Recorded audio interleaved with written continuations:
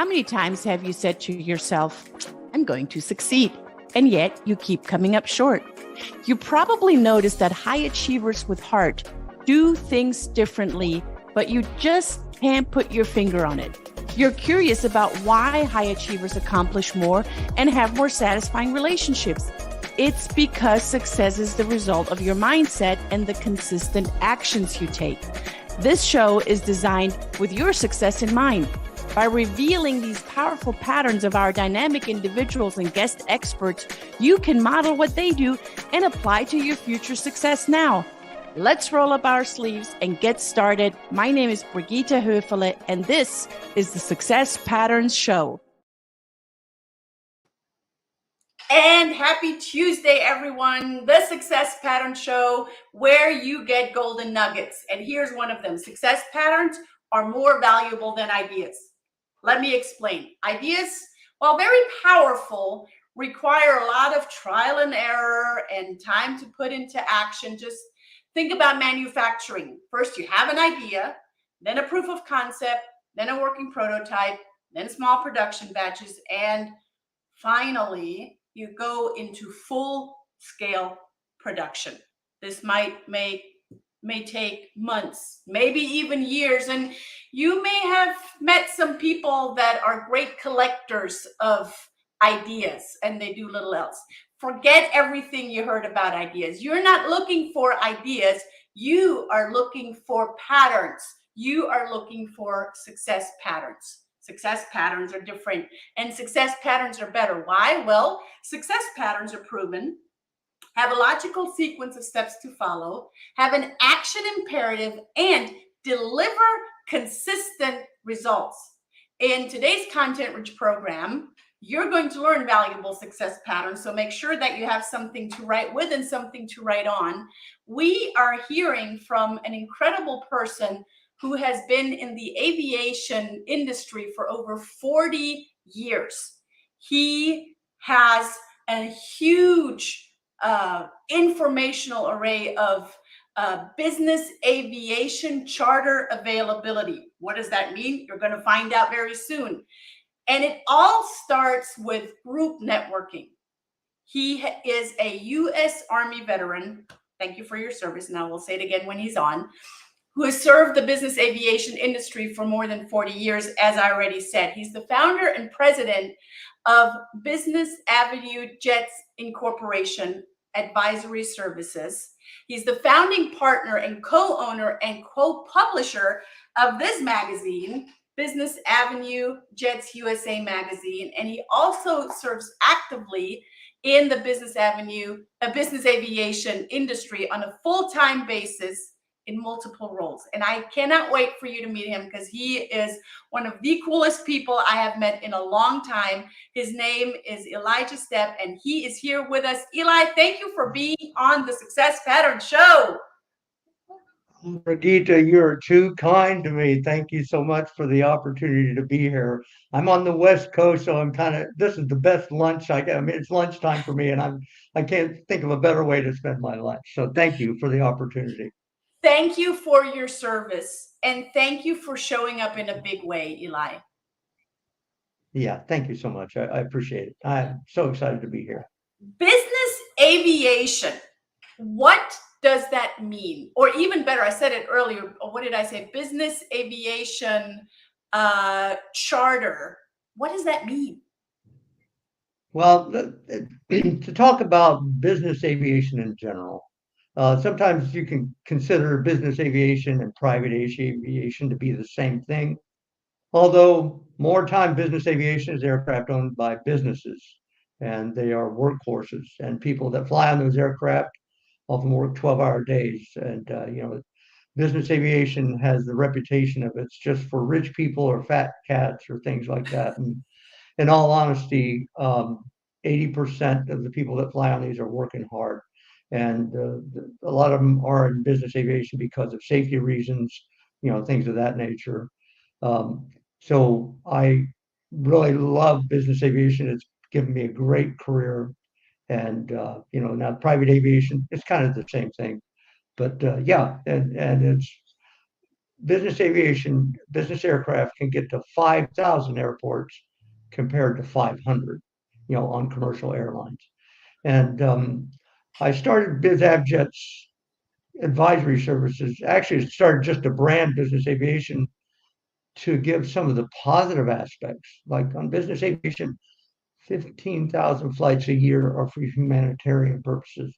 A lot of people don't know that, so, and you're hearing a lot about carbon offsets right now and everything. There's a statistic out there, all of aviation is only 2% contributing to carbon in the atmosphere, and business aviation is only 0.2%. So it's a lot less than a lot of people think about it. But anyway, it's a vehicle that it's a time machine, a lot of them like to say, and that hopefully that's a good answer. It's a time machine. I love that. Where I used to live in Tennessee, we got a lot of tornadoes. And one year, it must have been, maybe it was 2012 or 2011. I have to look back. Our community got hit really, really hard in a tornado. And one entire community, like one big subdivision, was just wiped out. Like, I don't know where those houses went, but they weren't there anymore. We had cows and trees and cars and trees, and it was a disaster. It was a mess. And we, as a community, quickly came together and helped these families that were, within minutes, homeless and had nothing because their belongings were scattered all over in the fields and everywhere. And some were just carried, I don't know where. But within that tragedy, there were people that had access to what you're offering, private aviation and private jets and private small carriers, that brought in chainsaws and water and all of the supplies that we needed, like toilet paper and just things that everyone needed all at once. And suddenly there was a shortage of everything. But I remember them flying out to, I can't remember where, got a whole case of just steel chainsaws and flew them to Chattanooga. And that's the kind of good, when you just said that there's humanitarian services through that, I want to hear more about that, because that inspires me. And so how does that fit in business aviation? I can't thank you enough for the example that you just brought up. I mean, that's exactly what it's about. And business aviation really steps up on that. But not only that, there are several organizations out there, and I'll share the most well-known one, the Corporate Angel Network. And the Corporate Angel Network works with existing companies that fly airplanes that have empty seats. And they arrange those empty seats for cancer patients needing treatment. And they've flown thousands of people over the years. It's a wonderful organization.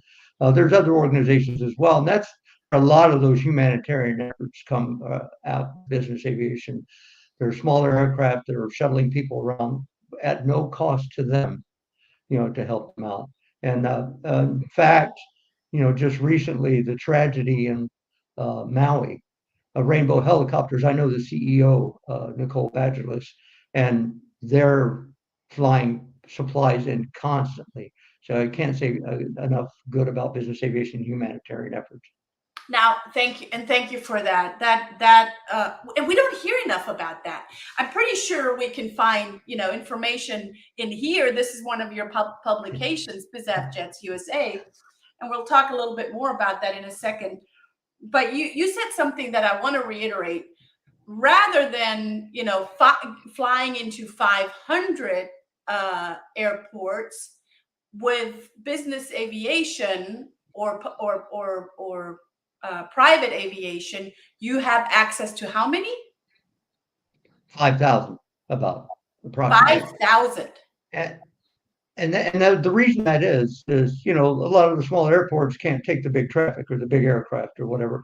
So while mostly we concentrate on there must be a business meeting or something like that, but it also, as you illustrated with the story you just mentioned, it creates a lifeline. You know, now your small airport is a lifeline in case there's a tragedy or something that goes on, or tornadoes or whatever. And if there weren't those access of small aircraft, you couldn't get that lifeline in. And I I just know so many people in business aviation that have stepped up. I'm so proud of the industry and grateful to be in it. How do you get in it? That's a great question, and the main question I get is, "Are you a pilot?" Yeah. And my answer is, no. I get that question a lot. I come from the maintenance and operations side all my career. I'm very proud of that. Although I do know a lot of people that are on the maintenance side that are pilots as well.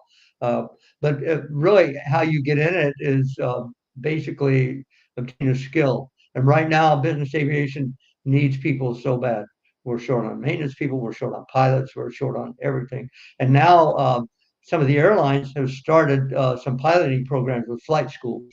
You could Google that. But Delta, I think, is one of them. Americans, another, if I remember right. I don't can't quote my source right now, but and so if any young person is interested, they should look into basically flight schools, or you connected with one of the airlines that are sponsoring it, things of that nature. As far as business aviation, for the pilot side, you want to get going as quick as you possibly can, and you earn 1,500 hours. I mean, gain 1,500 hours is kind of the sweet spot of getting employed on the bigger aircraft. And a few years ago, I mean, pilots were paid just really small amounts to fly commuter airlines. And now, after the COVID pandemic and everything, a lot of pilots retired. They were close to retirement. Now we're short of pilots. The same thing with maintenance people. I gained my experience in the military, and obtained my airframe and power plant license to work on aircraft. One from the military and the airframe. I got a power plant from the Army, and then I got airframe after I got out. But there are several multiple MROs, basically maintenance and repair operations, that are implementing programs. In fact, where you used to live in Chattanooga, West Aviation is one of those. And they are, if I remember right. But anyway, these organizations are basically letting people go to school half a day and letting them work half a day, so they're gaining experience while they do it. So that's another option to go in. Or a person could go to aircraft, we call it airframe school, and those are out there. So the learning on the job, or going to school part-time and then putting the learned information right into practice, I see that becoming more and more a thing in the United States. And I'm really happy, because I come from a country where that's, we've been doing that for centuries, to Yes. learn on the job. And it makes sense, right? And I don't know, you and I met beginning of this year, I believe. Was that the beginning of this year, Eli? I think so. Yeah. Yeah. We'll just say beginning of this year. And ever Yeah. since, you and I talked, and I got to take a really good look at your magazine, which I'm going to come back in a second. I start seeing business aviation, charters, all of that more frequently. Now, it might be because my awareness is just heightened, which is a real thing, right? But I drive through Atlanta, and there are big billboards of, why would you fly Delta if you could fly with a private jet? Is it really starting to become bigger? Well, there are level that you need to get at if you want to fly private. It is more. However, I kind of fell into a situation where a friend of mine wanted to fly private, and he said, "I've got several people who'd want to." I said, "Well, we could fly from Vegas, Los Angeles, and the same day, and it was expensive if you think." And he said, "I've got several people, so charter that." You can also do it as a networking event, and basically, and to airport, not that. I mean, you can look online, you could chart.com or any and request find out. I partnered with a company, Fly Air. In fact, the magazine you have, both CEO, partnered with him on the side of it because they have an app called Fly Air app, and actually speaking to it, just bring the prices, show you what flights are available. You can do it that way.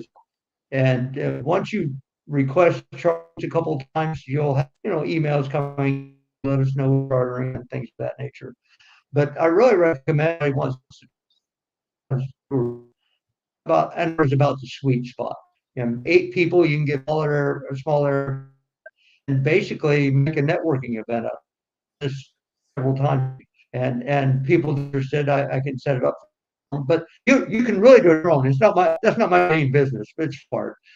But you can and when you charter an aircraft, you pay for both ways or not. I mean, if you're only going one direction, they have to take it home. So if you try it out, you basically just do it on the same day so you get the ride back. It's more about the experience. So you can take someone off, which is the TED and say a day with Brigitte, and basically lunch around maybe a networking setup, and probably spend one group I flew to or smokes did that. It was a lot of fun. The thing is, um, even if you don't make everybody very well into the flight, you do. It's a wonderful day together, and that situation example is not for the destination experience and networking. That's one way. I love the idea of doing a networking in a chartered airplane. I think that is definitely something that I will do in the future, because that sounds fun. It's different, and why would people not join you for that, right? Yeah, So I agree. that's one thing. And I've been holding up this magazine for on several occasions now. You are not Thank just you. an advisor for the industry, you're also a publisher. Yeah, and I kind of fell into that too. I didn't mean to, but Anna Marie Buonacore, her dad started In-Flight USA Magazine like 38 years ago, Like and he the has since in-flight passed on to. magazine that's on literally every aircraft, or used to be on every Yeah, aircraft. but that might not be the same one. In-Flight USA, they covered mostly business. I mean, mostly warbirds and small piston airplanes, but they've been Okay. around a long time, and Mhm. so she took that over, and she called me when I started my advisory services. Basically, at that time, it wasn't even advisory service. I was just trying to promote business aviation in a positive light. And then they wanted to do a story, and I said, okay, thank you very much. Placed an ad, and then I reached back out and said, how about we do a business aviation magazine together? And she agreed. So I'm so grateful that we did that. And that was 2020 during COVID when we came together to do that. And so from my end, I have to admit they're doing the hard work. Anna Marie's handling it, and then we hire a layout person. So I basically write articles and tell people about it, and that's so I'm kind of Well, you do a cheating a good little job bit. at it, honestly. Anyway, but it's a labor of love. In all honesty, so far, the print ads pay for the printing, and we are a believer that print is not dead. In fact, I think there's been a couple aviation magazines that stopped printing and have gone back to printing again. And Mhm. now with the advent of QR codes, we can put a QR code in and jump to anything you want. Can jump to an introductory video. So now it's a good hybrid world for both electronic and print. I So agree. I'm convinced that's it. And so we're very excited about it. It's a labor of love, and again, we try to promote humanitarian positive articles in the magazine as well. Yeah, yeah, I think that is a big piece of that. And I agree with you. Coming from print, I would say, and I will still buy magazines because I come from print. I love print. I love having it in my hand and going back to it and you know, highlighting what I liked. There's a very unique opportunity that our listeners and our viewers have, because one might say, let's just go with that sentiment that print may be somewhat dead. I don't agree with you with that. I'm with you on that, because I think when you have a really great niche, it gives you an opportunity to set yourself apart from all of the Facebook ads and all of the LinkedIn ads and all of the YouTube and all of the, you know, all of the other stuff. And that all has its place. But there's just something very unique, and when you have a niche, I think it's a good combination of a niche and a publication. So you and Marie, right? Anne-Marie, correct. Anne-Marie. You and Anne-Marie, you do other publications. So if there would be a viewer, and I know I have viewers like that, that say, hey, I am a real estate mentor. Sure. And and I have this vision of the Real Estate Mentor magazine. You could do that for that organization, couldn't you? We could, and I appreciate that segue, because in real life, my Navy veteran buddy wanted to do a veterans magazine. So we just came out with this one, and we do it two ways. We can be part owner or not. You know, we happen to be part owner of this one. I'm a veteran as well, and you know, we were lucky to get Nick Trott. He was a Secret Service agent. He agreed. Very passionate about veterans benefits and everything. The idea of this magazine is for veterans transitioning to civilian life. But yes, I mean, we would be happy to talk to someone and maybe sit down, do an interview. What are you trying to do? And I don't want to shoot myself in the foot. There's other publications out there. One called Reminder Media, I think, but they do this stock magazine. They just stick your pictures in several places. Well, ours is a true magazine that's yours. Yeah. You know, whatever your niche is, whatever it is. So what we do, I say we hire another layout person, and you know, Anne-Marie helps handle it. But what we do is lay that out, and then the magazine per owner, they get to write their own publisher letter. You know, they do all that in the front. Glad to see you again. We always start out on a quarterly basis. You know, see how that goes. So what we do is lay that out, initial fee, and then a fee for every magazine. Now, here's the thing, we can help sell ads, or the person that owns the magazine can sell ads, and then they just pay us that fixed fee. It's an additional fee in the beginning for setup and everything. And then we just have them printed and shipped to the person. And then, you know, basically they can hand those out if they want, or do whatever they want. And so there is a digital version of the magazine, and then there's the printed version of the magazine. Yeah, thank you for mentioning that. I appreciate that. I should have remembered to say that all of ours are on digitally. We use there's a website called issuu.com, and you can search up BizAvJets USA or the Veterans Magazine. But everybody, and there are several services out there. If you liked another one better, we could use another one. But yeah, those are all available. And then you can set the settings to download some. If you set the setting to allow download, anybody can download a PDF version. You know, so there's, you know, you have a circulation of so much in print, but then when you have that circulation online, it gets much bigger. Yeah. And you know, you can all, hey, by the way, you know, look at page 22 and tell me what this article says at this place, and you might win a prize, or you know, whatever, just fun stuff like that. So yeah, thank you for mentioning that.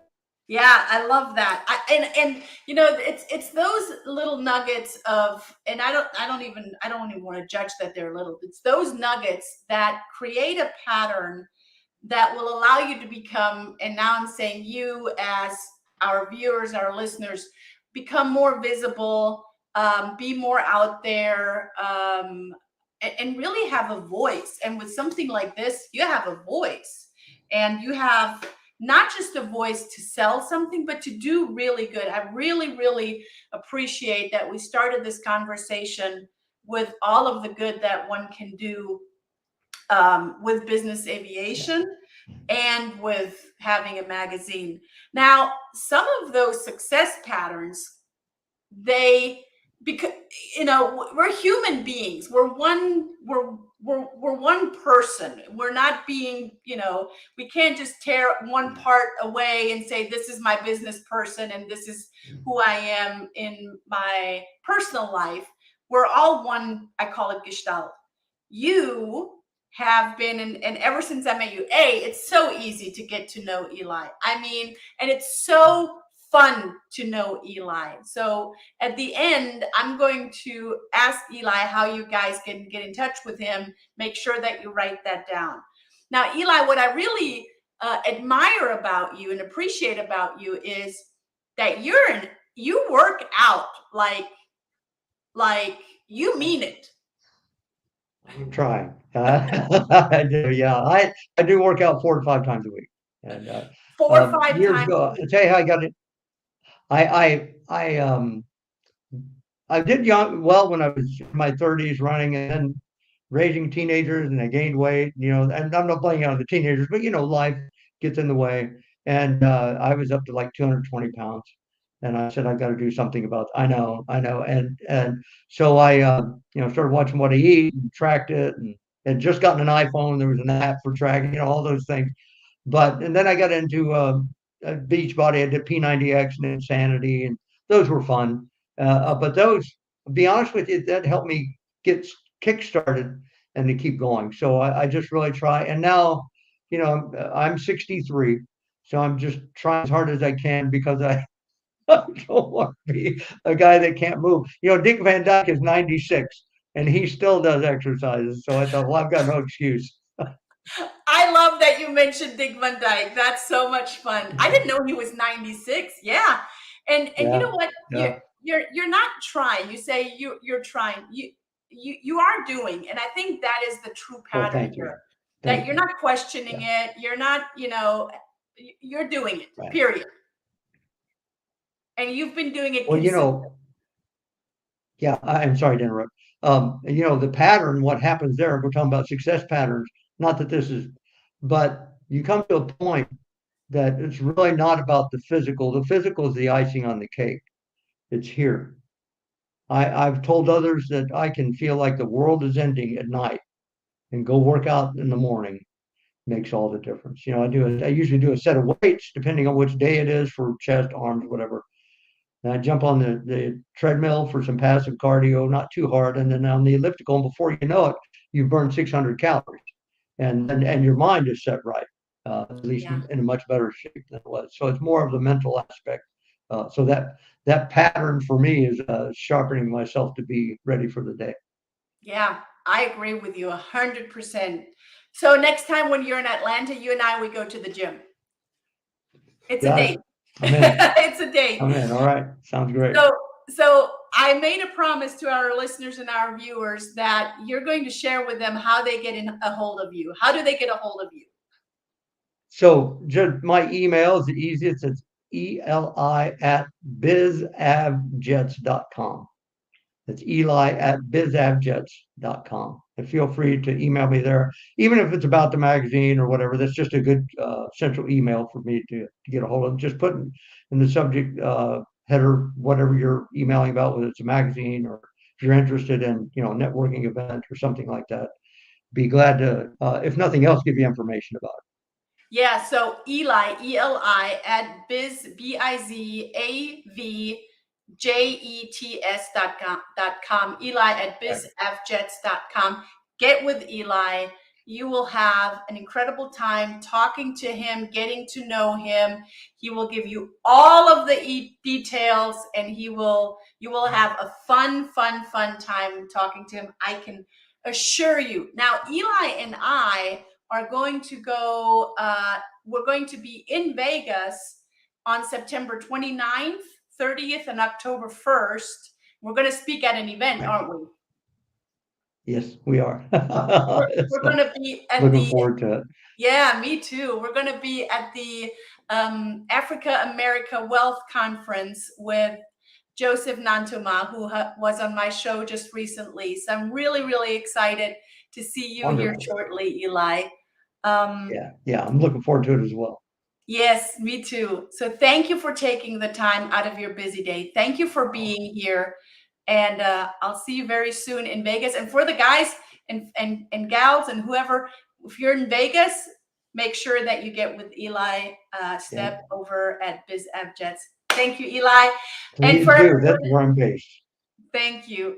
And for everyone else, make sure that you get with Eli at BizAvJets.com, and tune in again and share it with everyone else on Tuesday at 4:30 Eastern Time. That's 1:30 Pacific Time. Tune in to the Success Pattern Show. Until then, I will see you very soon. Ciao. Thank you for tuning in, and you will notice opportunities to apply success patterns daily while eagerly anticipating next week's content-rich success patterns.